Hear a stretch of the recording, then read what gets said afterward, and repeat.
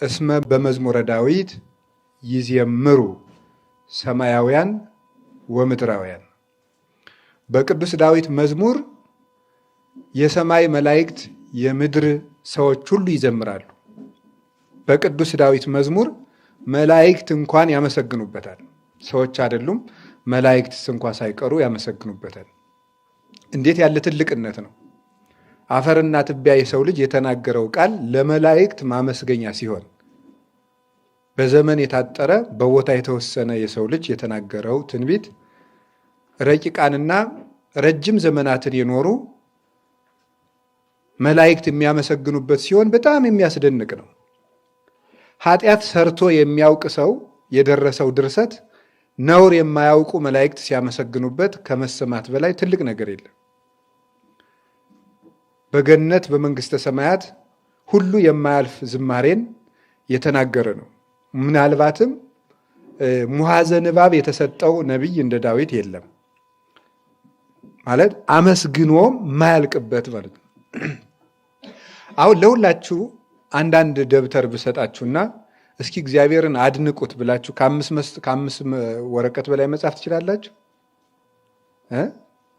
እስኪ አንድ ደቂቃ እንውሰድና ወረቀት ያላችሁ ሰዎች እግዚአብሔርን አድንቁና ጻፉ። እስኪ ጻፉ። በቃ እውነቴን ነው፣ ጻፉ።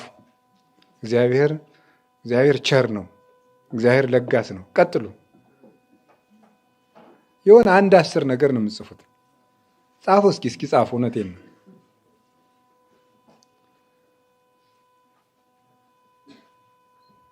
ስለ እግዚአብሔር ጻፉ እስኪ የሚሰማችሁን ነገር ማለት ስለ እግዚአብሔር ደስ የሚል መቼስ ከእግዚአብሔር የሚከፋን ነገር የለም ማለት ከሰው የሚከፋ ነገር አለ። ጥሩ ቢሆን እንኳን በዚህ በኩል ጥሩ ነው እንዴ ይህን እንኳን ቢተወው ይሄንን የሚባል ነገር የሚጣል ነገር አለው የሰው ልጅ።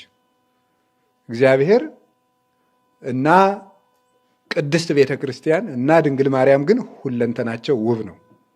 ምንም የሚጣል የሌላት ፍጡር ድንግል ማርያም ናት። ምንም እና ቤተ ክርስቲያን አልብኪ ነውር ወኢምንትኒ በላዕሌኪ የምትባል እሷ ብቻ ናት። ፍጡር አንድ የሚጣል ነገር አይጠፋውም። ሌላው ቅዱሳንም እስኪበቁ ድረስ እንዲያው ናቸው። ጨረሳችሁ? በእርግጠኝነት ጊዜ ቢሰጠንም እንኳ ብዙ ማድነቅ አንችልም። አሁን እንኳ ደግሞ የምንጽፈውን ነገር ተምረነው ነው አይደል? አሁን ራሱ የጻፋችሁትን ነገር እኮ ስለተማርን ትንሽ ሰምተን ነው። እንደ ዳዊት ያለ ግን አንድ ሰው ብዙ ሲናገር እኮ መሰልቸትም አለ። ሰሎሞን ይላል በንግግር ብዛት ኃጢአት ሳይኖር አይቀርም ይላል። በንግግር ብዛት ሰው ብዙ ካወራ ከሚያወራቸው ነገሮች አንድ ስህተት ይፈጥራል። መጽሐፈ መነኮሳትም ለዚህ ነው እኮ ብዙ ቢያወጉ ይዘነጉ፣ ዘምር በመጠን ከመይዘንግኡ አሃው እስመ ነገር ዘእንበለ ምጣኔ ገአር ውእቱ። መጥነህ አመስግን፣ ያለ መጠን የሆነ ነገር ሁሉ ጮኸት ነው። ብዙ ቢያወጉ ይዘነጉ፣ ብዙ ይተቹ ይሰለቹ የተባለው ለዚህ ነው። እና ሰው ጣዕም ያለው ነገር እንኳን ምንድነው ለመረከብከ ማዕረ ብላ በአቅም ማር እንኳን ብታገኝ መጥነህ ብላ የተባለ ጥሩ ወዳጅነት እንኳን ቢኖረው ልክ አብጅለት እንደማለት ነው አይደል? እና ይሰለቻል። ጥሩ ጨዋታም ይደክማል፣ ጥሩ ምግብም ይሰለቻል። ታውቃላችሁ አይደል? ሰው በድግስ ጊዜ ምን የመሰለ ጮማ ተቆርጦለት ቆሎ አምጡ ይላል። ገጥሟችሁ አያውቅም? የሆነ ገጠር ድግስ ምናምን ስትሄዱ፣ እኔ ገጥሞኝ ያውቃል። እናንተ ብዙ ድግስ አትሄዱም መሰለኝ። ስንሄድ ገጠር ድግስ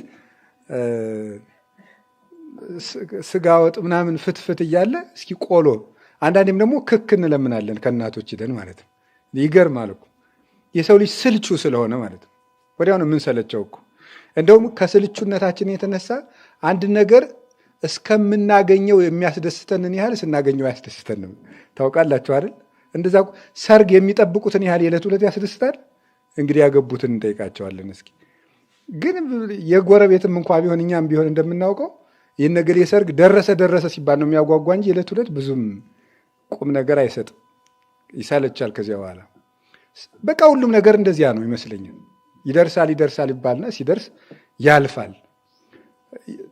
ሰው ይመረቃል። ገሌ ዲግሪ ሊመረቅ ነው በዚህ ቀን ተብሎ ወዲያ ወዲህ ተብሎ በቃ ከዛ ከደቂቃ እንቅስቃሴ በኋላ ለካ አልቋል። በቃ የለም ተመርቃችኋል ተብሎ ቁጭ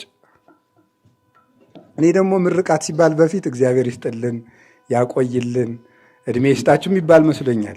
ለካ አይደለም። እንትናችሁን ወደዚህ ያዙሩት ቆቡን ተባለና ብለናል፣ ተመርቃችኋል። ከዚያ በኋላስ በቃ አልቋል። እና ብዙ ነገር እስከምንደርስበት ያጓጓና በኋላ ስልችት ነው የሚያደርገው። አሁን ምን ልላችሁ ፈልጌ ነው፣ ወዳጅነትም እንደዚህ ሆነ። ሁሉም ነገር በቃ ይሰለቻል። መሀል ላይ 40 ዓመት ምናምን የተነፋፈቁ እናትና አባት ጓደኛሞች ምናምን ተብሎ 30 ደቂቃ ካወሩ በኋላ እንደው ነግቶ ደግሞ በመነገው ቢቀጥሉ ይሻላል እንጂ ወጉም ይሰለቻል። ሁሉም ናፍቆቱም ሁሉም ነገር የማይሰለች እግዚአብሔር ምንም አይሰለችም። እመቤታችንም እንዲሁ፣ ቅድስት ቤተክርስቲያንም እንዲሁ ነውር የሌለባቸው እግዚአብሔር በባህሪው ነው። ቤተክርስቲያንና እመቤታችን ደግሞ በጸጋ ተሰጥተውት ነው። ምንም የሚሰለች ነገር የሌላቸው እነዚህ ሁለቱ ናቸው ከፍጡር። ቤተክርስቲያን ጨርሶ አትሰለችም። ቤተክርስቲያን ጨርሶ አትሰለችም ማለት እኔ ለምሳሌ ሳስቀድስ ይደክመኛል ምናምን ልትሉ ትችላላችሁ አይደል? እሱ አይደለም ጉዳዩ። ይሄ ማለት ገና ወደ ውስጠኛዋ አቅሌሲያ ወደምትባለው ወደ ውስጠኛዋ ህብረት አልገባንም እኮ። ያለነው ምንድን ነው? ከውጭ ባለው በሚታየን አምልኮ ውስጥ ነው ያለን። ወደ ውስጠኛው ስንገባ ነው እኮ የማይሰለች የሚባለው። አሁን ገና እኮ በሚታየው ሐሳታችን ላይ አፋዊ ነን እኛ። ውሳጣዊ ነገር ውስጥ አልገባንም። መጋረጃ አልተገለጠልንም ለኛ። በምናየው አገልግሎት የሰውነታችን ጨለማ ድንቁርና ሲገፈፍ ወደ ተሰጥሞ ብርሃን ስንገባ ያን ጊዜ ነው ውስጠኛዋን ጣዕም ስትቀመስ ነው ቤተክርስቲያን አሰለችም የሚባለው። ለምሳሌ አቡነ ዘበሰማያት ቅድስት ስምከ ትምጻእ መንግሥትከ ተብሎ ለዓለም ዓለም እስከምንል ድረስ እኮ መሀል ላይ ስንት ጊዜ ሰልችተናል። ለዚህች እኮ ነው 2 ደቂቃ ለማትሞላው ማለት ነው። ስንት ሀገር ተሄዶባታል። አሜሪካ ተሄዶባት፣ አውሮፓ ባህር ዳር ተሄዶባት። አቡነ ዘበሰማያት እኮ ስንት ሀገር ተጎብኝቶባት ነው የምታልቀው። የበቃ ቅዱስ ሲሆን ግን አቡነ አላድል የተባለው አንድ የበቃ ቅዱስ አቡነ ዘበሰማያት አቡነ ዘበሰማያት አቡነ ዘበሰማያት እያለ ይትቀደስ ስምከ ይበሉ አባታችን ሲባሉ ገና ይኸኛውን አልጠገብኩትም አሉ አይደል የተባለው። ስለዚህ ሰው ወደዚች ጣዕም ሲገባ አለመሰልቸት ውስጥ ይገባል ማለት ነው።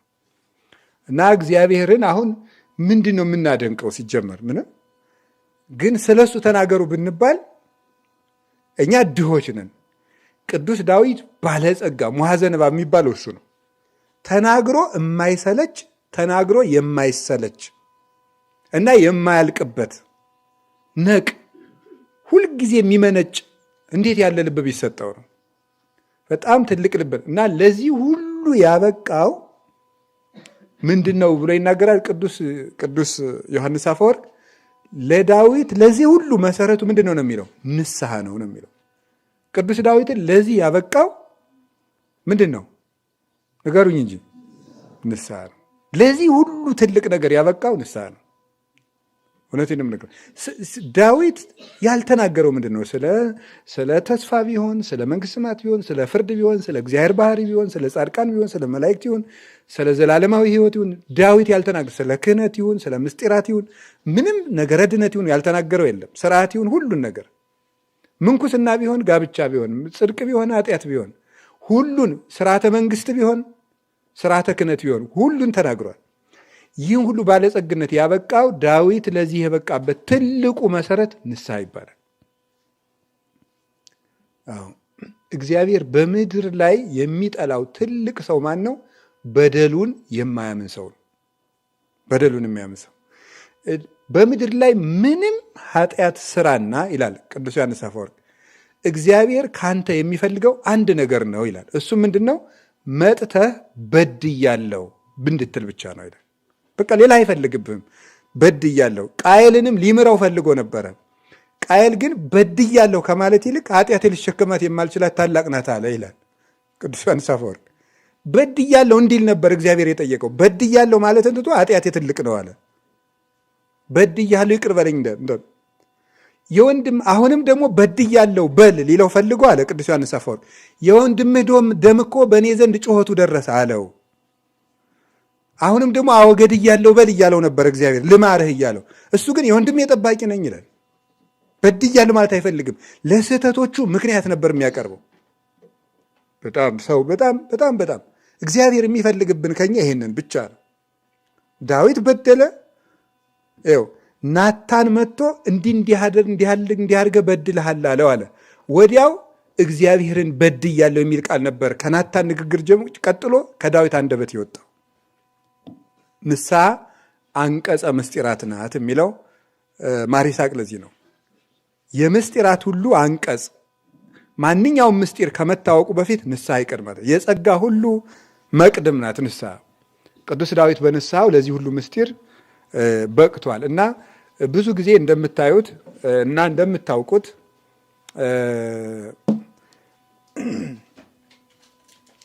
ታውቃላችሁ አይደለም? ብዙ ጊዜ ማልቀስ እንፈልጋለን፣ እንባ ግን አናገኝም አይደለም? ነው ይመጣላችኋል እናንተ። እኔ በጣም ነው የምቸገረው። አሁን ኢየሩሳሌም እጄ እንዲሁ ባይሆነ መቃብሩ እንባ አይመጣኝም እያልኩ በጣም እየተጨናነኩ እንዲሁ እውነቴን እኮ ነው የምነግራችሁ። ዝም ብሎ መቁለጭለጭ ይህ በጣም ያሳፍራል እኮ። እና እንደው እንባ እንዲሰጠን ዳዊት መጸለይ ያለብን። ቅዱስ ዳዊትን የሚደግም ሰው ከጊዜ በኋላ በመካከለኛ እድሜውም ቢሆን የእንባ ሀብት ይሰጠዋል። እንባ የሚባለው ይሄ ሲነደን የምናለቅሰው አይደለም፣ ስናኮርፍ የምናለቅሰው እሱ አይደለም። ይሄ መዋዘ አንብ የሚባል አለ። ያለ ስስት የሚፈስ ነው። ዓይንን የማይቆጠቁጥ የማያጨማድድ ዓይንን የማይጎዳ በፍቅር የሚፈስ የስስት እንባ ነው። እንደዚያ ያለ እንባ ይሰጣል። ከዚያ በኋላ ደግሞ እንባ ላለው ሰው ደግሞ ምንድን ነው ያለው ጌታ? ብፁዓን እለ ትላህው ይእዜ። ዛሬ የምታለቅሱ ሰዎች ምንድን ናችሁ ነው ያለ? ንዑዳን ክቡራን ናችሁ። እስመ ሀለወክሙ ትትፈስሑ፣ እናንተ ደስ ትሰኛላችሁና ዛሬ የምታለቅሱ ንዑዳን ክቡራን ናችሁ ነው ያለ ሉቃስ ወንጌል ምዕራፍ 6 ላይ። ዛሬ የሚያለቅስ ሰው ንዑድ ክቡር ነው። ያንን ሀብት የሚሰጠን የቅዱስ ዳዊት ትልቅነቱ እንባው ነው። እኔ ይገርመኛል እኮ እንዴት ንጉሱ ነው ሰው ያለቅሳል? እናንተ እኛ እኮ የምናለቅሰው ሲቸግረን ወይ ሲበሽቀን ነው ወይ ተናደን ነው ሞት ይሻላል ብለን ወይ ነዶን ነው ወይ አኩርፈን ነው ወይ ደግሞ ቆርቁሮን ነው ወይ ተቸግረን ነው። ንጉሱ ነው እንዴት ያለቅሳል ሳይቸግረው? ሰው ሁሉ እንደ ቅጠል እየረገፈለት እንደ ሻሽ እየነጠፈለት እግዚአብሔርም እና አንድ ሰው ይሄ ጣናን አይታችሁ ታውቃላችሁ? አንዳንድ ቀን ሞገድ በጠፋበት ቀን አይታችሁ ታውቃላችሁ? የሆነ አስፋልት ነው የሚመስል ዝም ይላል እና እንደዚያ ነበር የዳዊት ዘመነ መንግስቱ። ዝም ያለ 40 ዓመት ሁከት የሌለው መንግስት ነው። ባላንጣ አልተነሳበት፣ ምን አላለበት። እንደዚያ አድርጎ የሚገዛ ንጉስ ምን ብሎ እንደሚናገር በእውኑ እንደኔ ያለ ገናና ንጉስ አለ አላለም። ምንድን ነበር ያለው? እኔ ትል ነኝ ነው ያለው። እኔ ትል ነኝ እንደዚህ ብሎ ይናገር አንድ ሰው? እንዲያው እንስሳ ነኝም ባለ ከፍ ያለ በቅሎ ፈረስ ምንድን ነው ያለው? ትል ነኝ ነው ያለው። ከእንስሳነትም የመጨረሻውን ማለት ነው። እንዴት አድርጎ ራሱን እንደሚያየው በእግዚአብሔር ፊት አንድ ሰው ትልቅነቱ ሳይሆን የሚታየው ሁልጊዜ ራሱን በታላቁ እግዚአብሔር መንበር ፊት ሲያቆመው ትል ሆኖ ያየዋል። ብዙ ጊዜ ምንድን ነው የሰነፍ ዓይኑ በራሱ ላይ ነው የሚለው ሰሎሞን። ሰነፍ ሁልጊዜ የራሱን እያየን የሚሄደው ማለት ነው። ሁልጊዜ እኔ እኮ ተመስገን ነው እንደዚህ አይነት ትምህርት ተምሬያለሁ፣ እነዚህ እንትን እላለሁ፣ ምንትስ እንደዚህ ይለኛል። ስለ ራሱ ማስረጃዎችን እየጠቀሰ ይሄ የገደል ማሚቶ ታውቃላችሁ? አታውቁም? እኔ አውቃለሁ። እሺ እናንተ ባታውቁ የገደል ማሚቶ አታውቁም? ታውቃላችሁ አይደል? ምንድን የሚል ነው? ያስተጋባል አይደል? ምኑ ነው የሚያስተጋባው? እንጮሃለን፣ መልሰን የምንሰማው የማንን ነው? የራሳችን ድምፅ። እንደዚህ ያለ ሰው ነው ሁልጊዜ የራሱን በቃ ትልቅነት እያየ እየሰማ የሚኖር ሰው የገደል ማሚቶ ነው። ራሱን ለራሱ ይነግረዋል። እኔ እኮ እንደዚህ ነኝ እያለ አንድ ሰውዬው ጉድጓድ ውስጥ ነው አሉ ከተወለደ ጀምሮ የኖረ። አቤት ፀሐይ ብታያት እንዴት እንደምታምር አሉት አሉ። የምታምርስ ይቺ ጉድጓድ አላሉ። አይቶ አያውቅም። እሱ የሚያውቀው ምንድን ነው? ጉድጓድ ነው። ሰው የሚያውቀውን እናጠገቡ ያለው ነገር የሚያደንቀው ይገርማል እኮ። ላላየ ሰው ምን ይሆናል? አይቶ ለማያውቅ ሰው አበባ እንዴት ያለች ናት ብትሉት ልክ እንደ ጨለማው ነው የሚለው። ጽጌረዳ የምትባል አበባ አለች በጣም ነው ደስ የምትለው ብትሉት እንደ ጨለማው ነው ሊል ይችላል። አይታወቅም። ግን ሲል አልሰማሁም። ልላችሁ የፈለግኩት ምንድን ነው? ሰው ራሱን እያየ እኔ እንደዚህ ነኝ ራይት፣ እኔ እንደዚህ ያለ ነገር ያለኝ ሰው ነኝ ራይት፣ እኔ እንደዚህ አይነት ራይት፣ ራሱ መስፈርት ሰርቶ ራሱ እያረመ የሚኖር ሰው ሁልጊዜ ራሱ ነው። ሰው ግን ራሱን በእግዚአብሔር ፊት አቆሞ ካየ ሁልጊዜ ራሱ ዝቅ ብሎ ይታየዋል። እንደዚያ ያለን ሰው ደግሞ እግዚአብሔር ከታች አንስቶ ከፍ ያደርግ ዛሌ እሎ ለነዳ አይደለ ምንጥቅ አድርጎ ወስዶ ሰገነት ላይ ያስቀምጠዋል። ሁልጊዜ የራሱ ታናሽነት የሚታየው ሰው ማለት ነው። እግዚአብሔር የሚያነሳው ሰው እንደዚህ አይነት ነው። ፍትሐ ነገሥት ላይ ፍትሕ መንፈሳዊ አንቀጽ 10 ላይ በአንቀጸ መነኮሳት ምንድን ነው የሚለው? ገድለ ቅዱሳንን የምናነብባቸው ወደ 7 ምክንያቶች ተጽፈዋል። መነኩሴ ከሆንክ የቅዱሳንን ገድል አንብብ ይላል። የምናነባቸው ምክንያቶች ሰለስቱ ምዕት ሲዘረዝሩ አንዱ ምንድን ነው? ከዚያ ሊቅ ከዚያ ቅዱስ ምን እንድንል ነው? እንድንማር ነው። ለምሳሌ እንደው አንድ 40 ቀን ዳዊት የደገመ እንትን መናይ ምን ብሎ ሊሰማው ይችላል? ተመስገን እኔ እኮ ጸሎት አቋርጬ አላውቅም ሊል ይችላል። ተመልከት እስኪ አቡነ ገብረ መንፈስ ቅዱስን ገድል ሲያየው እሱ ምንድን ነው? አርፎ ቁጭ ይላል ማለት ነው። የአቡነ ተክለ ሃይማኖትን ገድል ሲያየው ለካ እሱ ገና ጸሎት አልጀመረም።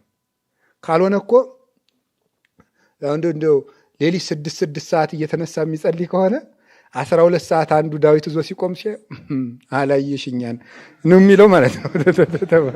አቤት ጸሎት ነው የሚለው ማለት ነው። እሱ አድሮበት የለ አቤት አቤት ሊል ይችላል። እንደዚያ እንዳይል ያንን ትተህ እነማን ተመልከት ነው? እነዚያን ያቸው ነው።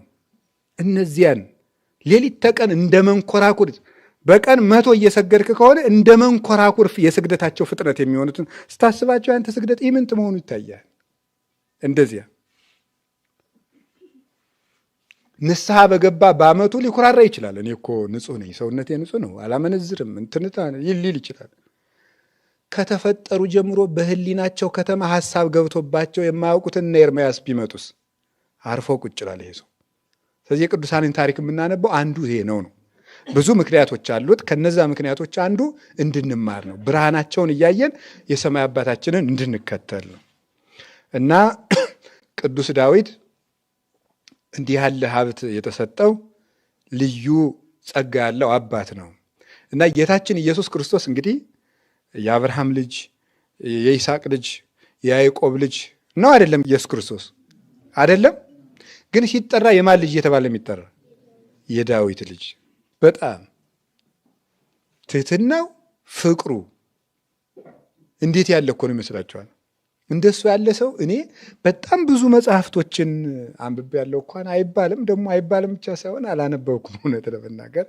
እሺ በቃ የገዛዋቸውን አንብቤ ያለው ጥቂት ያሉኝ ቤቴ ትንሽ አንብቤ ያለውና ካነበብኳቸው ቅዱሳን ታሪክ እንደ ቅዱስ ዳዊት እና እንደ ቅዱስ ጳውሎስ ሰው የሚወድ ሰው አይቻለውቅም። በእውነት ሰው የሚወድ ሰው በምድር ላይ እኔ የምቀናበት ሰው ምን አይነት ሰው እንደሆነ ልንገራችሁ። ሰው የሚወድ ሰው ነው። ሊቅ አያስቀናኝም። ለምን ደግሞ አያስቀናኝ? እውቀት ምንም ጥቅም የለውም። ዋናው ልብን ማንጻት ነው ጥቅሙ። የሚያስቀናው ሰው የሚወድ ሰው ነው። ሰው የሚወድ ሰው ግን በጣም ያስቀናል። ለዚያውም ደግሞ ዳዊት ይሏችኋል ምን አይነት ሰው ነው? ሰይፍ ይዞ የሚፈልገውን ሰውዬ የሚወድ ሰው። ይሄ በጣም ነው የሚገርመው። ሳኦል እኮ ነው ሰይፍ ይዞ እየፈለገው ቅዱስ ዳዊት በሸለቆ መካከል ተሸሽጎ ሳለ ትንሽ ፈለግ አረገና እንቅልፉን እንዲሁ ጠላት ሊፈልግ ዶ ሰው ይተኛል። እንደ የጅል ነገር እንዲሆን ነገሩ። ሳኦል ጸድቆ እኔ እዚህ እመጻደቃለሁ። ሳኦል እኮ ገነት ገብቷል በክርስቶስ ደም ማለት ነው። አሁን ገነት ነው ያለ ጻድቅ ነው። እና ተኛ። ቅዱስ ዳዊት ምን አደረገ? ሄደና ከጨርቁ ጫፍ ትንሽ ቁርጥ አድርጎ ይዞ ሄደ። እንግደለው አሉት። ተው እግዚአብሔር በቀባው ላይ እጅን አላነሳም ማለት። እግዚአብሔር በቀባው እንዴት ያለ ነው! አሁን እናንተ ሊያርዳችሁ ሰይፍ ይዞ የመጣን ሰው ከነ ሰይፉ እንደተኛ ብታገኙ ታልፉታላችሁ? እንዲህ አላውቅም ጻድቅ የለም አይባልም። እንግዲህ እግዚአብሔር ሰው ሞልቶታል መቼስ በዘመንም በቤትም። እውነቴን ነው፣ ለመሳለቅ አይደለም። የሚያደርግ ይኖር ይሆናል፣ ግን ብቻ ግን ከባድ ነው። እናንተ ቀሏቸዋል። ከባድ ነው አይደል? አደርገዋለሁ ላለ ቀላል ነው ብሏል መተርጉም። እና ወአንሰ አቀውኩ ፍናወ እጹባተ ያለው ይሄንን ነው ተብሏል መዝሙር 16 ላይ። አቤቱ ጌታዬ እኔ ግን ጭንቅ መንገዶችን ጠበቅኩ አለ። ጭንቅ ያለው ምንድን ነው? ጠላትን በእጅ አግኝቶ ጥሎ መሄድ። ይሄ ነው እግዚአብሔር ዳዊትን ስለዚህ የምናለገው ምንድን ነው ያለው? እንደ ልቤ። ስለዚህ ዳዊት የሚጸልይ ሰው የማንን ልብ ነው የሚያገኘው? የእግዚአብሔርን ልብ ነው። የእግዚአብሔር ልቡ ምንድን ነው? ሰው መውደድ ነው። የእግዚአብሔር ልቡ ሰው ወዳጅ ነው። ዳዊት የሚጸልይ ሰው እግዚአብሔር ልብ ያገኝ። አሁን ዳዊት ጸልዩ ነው። ዳዊት ጸልዩ እንደው ምዕመናንም ተነግራችሁ አትሰሙ ይመስለኛል። የማትሰሙትን ነው። ለምሳሌ አንድ ነገር ልንገራችሁ። ገዳም ትመጣላችሁ አይደል? ትመጣላችሁ። እኛንም ራሱ ሰው መስለናችሁ እንደው አባል ለምክር ፈልጌ ምናምን እኔን ከምታገኙ ወንድሜ 40 ቀን ዳዊትህን ድገም። ትርፍ የለኝም እኔ ከልቤንም ነግራችሁ። እኔስ መቼስ እንደናንተው አይነት ነኝ። ግን በጣም የበቃ ባይታዊ ለማግኘት ከምትሯሯጡ ዳዊታችሁን ቁጭ ብለህ ጸልይ። ዝም ብለህ መልስ አለ እዚያ ውስጥ። የእውነቴም ነግራችሁ ለ40 ቀን ያህል ጸሎት ዳዊቴን አላቋረጥም ብላችሁ ወስኑና ድገሙ። እግዚአብሔር ቅርብ ነው አይደል ያለ ቅዱስ ዳዊት። አዎ ቅዱስ ጳውሎስም ፊልጵስዩስ ምዕራፍ 4 ላይ እግዚአብሔር ቅርብ ነው፣ ልመናችሁን ወደ እሱ አቅርቡ እንጂ በአንዳች ነገር አትጨነቁ ነው ያለ። እግዚአብሔር ቅርብ ነው። እግዚአብሔር ሩቅ አይደለም፣ ከኛ የራቅ አይደለም፣ ከማንም የራቅ አይደለም። እግዚአብሔር ከነፍሰ ገዳይ ይሁን ከሌባ ይሁን ከአመንዝራ ይሁን ከማንም እግዚአብሔር ሩቅ አይደለም። ለሚጠራው ሁሉ ቅርብ ነው። በሆሳይና ሲተረጎም እንደሰማችሁት ጌታ በአህያ የሄደበት ምክንያት ምንድን ነው ያሉት ሊቃውንቱ? በአህያ የሚሄድ ሰው ሩጦ አያመልጥም፣ በፈረስ የሚሄድ ነው። ጌታም ለፈለገኝ ሁሉ ቅርብ ነኝ ለማለት ነው በአህያ ሄደ። ማንም ሰው ከፈለገው ክርስቶስ ቅርብ ነው። በአህያ የሚሄድ ተጓዥ ነው። ቀስ ብሎ ነው፣ እየሮጠ ጥሎን የሚጠፋ አይደለም። ዳዊታችሁን ድገሙ። ሰው ጋር አትድከሙ ዘመዶች። የንስሐ አባታችሁ በቂ ነው። እንደው በዛውም ለመስጠት ነው። ንስሐ ገዳም እየመጣችሁ አትግቡ፣ እዛው ገብታችሁ ነው። የእውነቴን ነው የምነግራችሁ። ሰማችሁ? ሲጀመር ለመነኩስ እያመጣችሁ ኃጢአት የምታስተዋውቁ ለምንድን ነው? ትክክል አይደለም። ንስሐ አባታችሁ ነው መናዘዝ ያለባችሁ። አትፍሩ። ምን ችግር አለ? ነገ በክርስቶስ ፊት ሊገለጥ አይደል ኃጢአታችን? ለአንዱ ቄስ ንገረው፣ ተናዘዙ።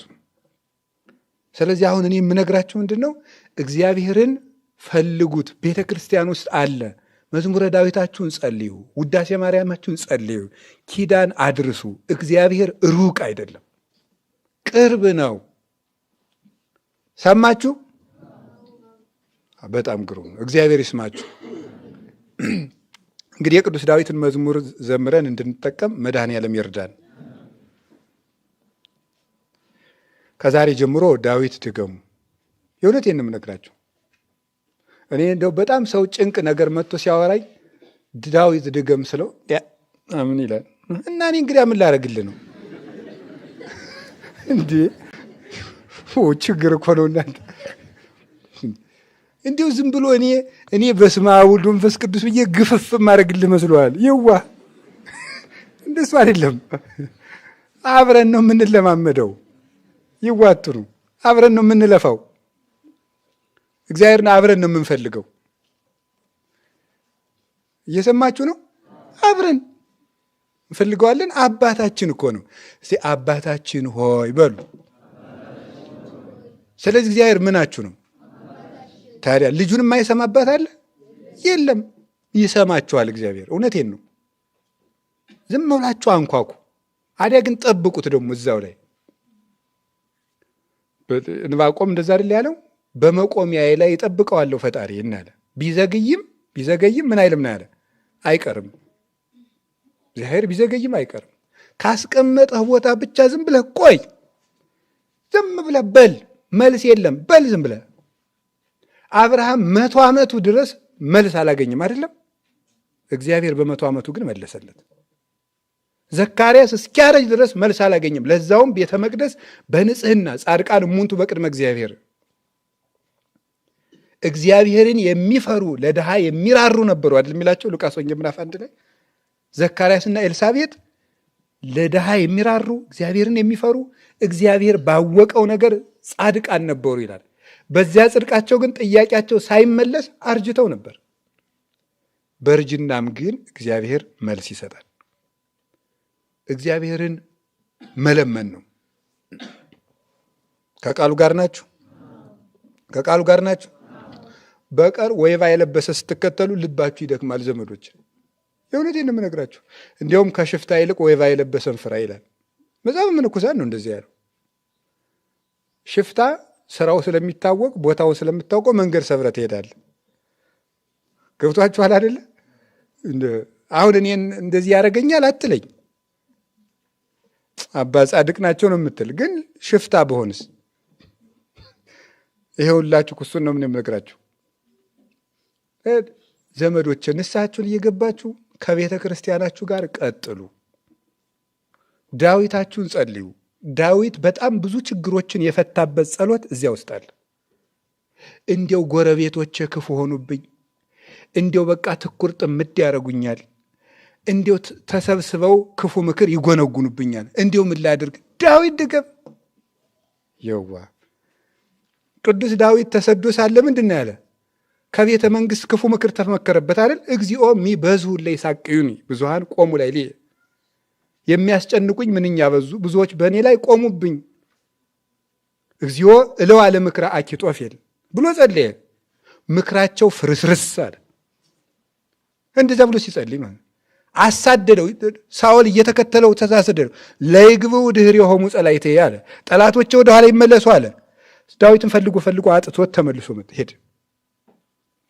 ቢርብ ምግብ የሚሆን ጸሎት ነው። ይሄ ነው የምነግራችሁ። እኔ እውነቴን ነው። ዳዊት ጸልዩ። ደግሜ ነው የምነግራችሁ። ዳዊት ጸልዩ። አምላከ ዳዊት ሁላችንንም ይስማል።